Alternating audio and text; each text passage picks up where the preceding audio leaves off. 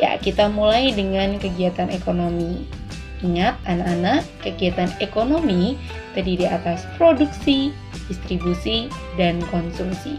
Mari kita bahas satu persatu. Produksi. Apa saja yang termasuk produksi? Yang pertama adalah perindustrian. Merupakan usaha yang mengolah bahan mentah menjadi barang setengah jadi atau barang jadi. Berikutnya perdagangan.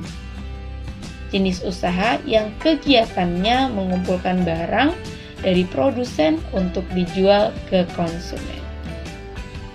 Yang ketiga adalah jasa. Kegiatan usaha dalam bentuk layanan terhadap konsumen. Kemudian yang keempat adalah agraris. Ingat anak-anak, agraris merupakan usaha yang bergerak di bidang pengolahan atau pengelolaan sumber daya alam. Berikutnya, yang kelima adalah ekstraktif. Usaha ekstraktif merupakan usaha pengambilan sumber daya alam secara langsung. Biasanya contohnya adalah penambangan ya anak-anak. Nah, penambangan itu termasuk ke usaha ekstraktif. Berikutnya adalah kegiatan distribusi. Nah, kalian bisa melihat itu ada kegiatan di pasar, kemudian juga kegiatan ekspor impor. Nah, anak-anak, kegiatan tersebut itu termasuk ke kegiatan distribusi. Distribusi adalah penyaluran barang atau jasa dari produsen ke konsumen. Orang yang melakukan distribusi disebut sebagai distributor. Distributor sendiri dibedakan menjadi 3 anak-anak. Yang pertama adalah pedagang besar, yaitu membeli barang dalam jumlah besar langsung dari pabrik atau produsen dan menjualnya ke pedagang kecil. Contoh pedagang besar adalah grosir, eksportir, dan importir. Kemudian yang kedua adalah pedagang kecil atau retail. Merupakan distributor yang membeli barang dalam jumlah tertentu dari pedagang besar dan menjualnya langsung ke konsumen secara eceran. Contoh pedagang kecil adalah pedagang asongan, pedagang kaki lima, dan warung kios. Berikutnya yang ketiga adalah perantara. Perantara ada beberapa macam. Yang pertama adalah agen, merupakan distributor barang atas nama perusahaan. Kemudian yang kedua adalah komisioner, mempertemukan penjual dengan pembeli atas nama sendiri. Upah komisioner disebut dengan komisi. Ketiga adalah makelar anak-anak. Makelar disebut juga sebagai broker atau pialang.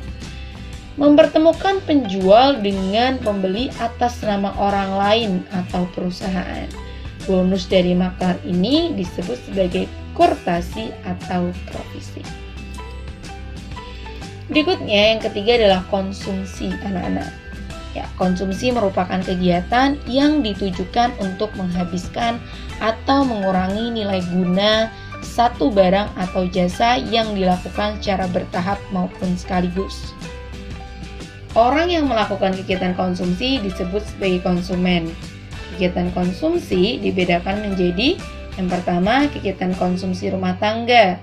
Biasanya mencakup pemenuhan kebutuhan sehari-hari seperti makanan dan pakaian, rumah, listrik, ataupun telepon. Kemudian yang kedua adalah kegiatan konsumsi perusahaan. Biasanya perusahaan ini memerlukan bahan baku, tenaga kerja, dan modal untuk dapat tetap berlangsung. Kemudian yang ketiga adalah kegiatan konsumsi negara anak-anak. Kegiatan konsumsi negara bertujuan untuk memenuhi atau melayani kebutuhan negara. Nah, berikutnya kita masuk ke iklan media elektronik. Nah, Nana, kalian pasti masih ingat iklan media elektronik dibedakan menjadi media radio, televisi, dan internet. Nah, anak-anak, iklan radio sendiri itu memiliki karakteristik hanya dapat didengarkan. Suara dapat berupa kata-kata manusia yang diatur, musik, dan sound effect. Kemudian yang kedua adalah iklan televisi. Iklan televisi memiliki karakteristik dapat dilihat dan dapat didengar serta dilengkapi dengan teks. Yang ketiga adalah iklan internet atau media digital interaktif. Iklan yang memanfaatkan media elektronik untuk memberikan informasi kepada masyarakat. Bentuk iklan ini sangat beragam, anak-anak. Nah, kemudian unsur iklan elektronik, anak-anak. Nah, untuk televisi sendiri, unsur iklannya adalah suara, gambar, gerak, dan tulisan. Unsur iklan elektronik internet juga memiliki unsur berupa suara, gambar, gerak, dan tulisan. Sedangkan radio hanya memiliki unsur berupa suara saja. Suara ini terdiri atas kata-kata manusia, musik, dan efek suara.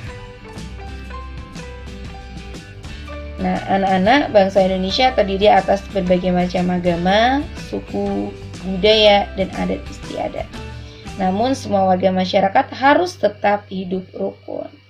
Nah, berbicara tentang hidup rukun, anak-anak, berikut merupakan kerukunan hidup bermasyarakat dan berbangsa. Nah, untuk membinanya, maka ada beberapa upaya pemerintah dalam membina persatuan dan kesatuan bermasyarakat dan berbangsa.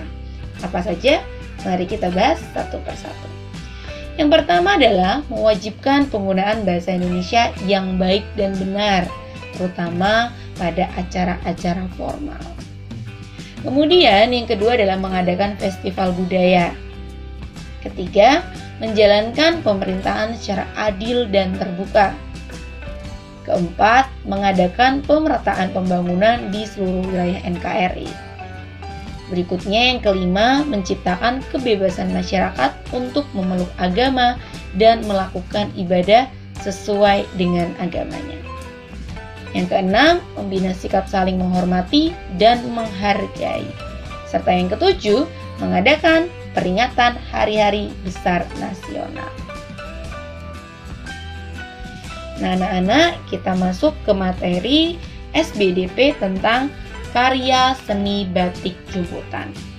Anak-anak, salah satu karya seni rupa daerah adalah batik jumputan. Batik jumputan sering disebut sebagai batik ikat celup.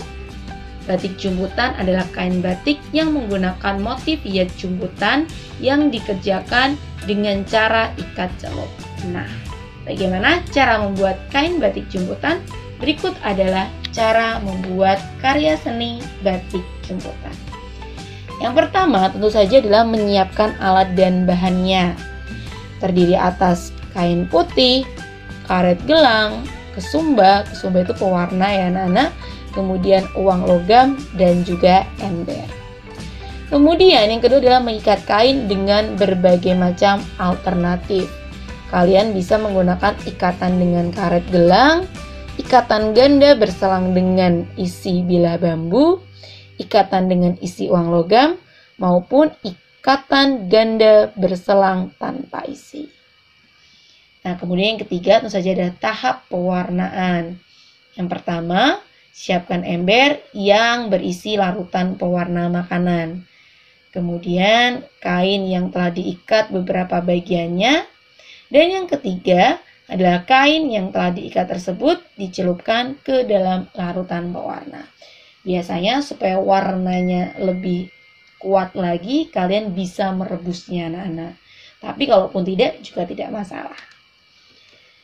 Nah, kemudian yang terakhir adalah jenis iklan elektronik. Nah, kembali membahas tentang iklan elektronik anak-anak. Apa saja jenis iklan elektronik itu? Yang pertama adalah iklan komersial atau commercial advertising, yaitu iklan yang bertujuan memberikan tawaran tentang barang atau jasa. Kemudian iklan perusahaan atau corporate advertising bertujuan meningkatkan citra perusahaan di masa mendatang.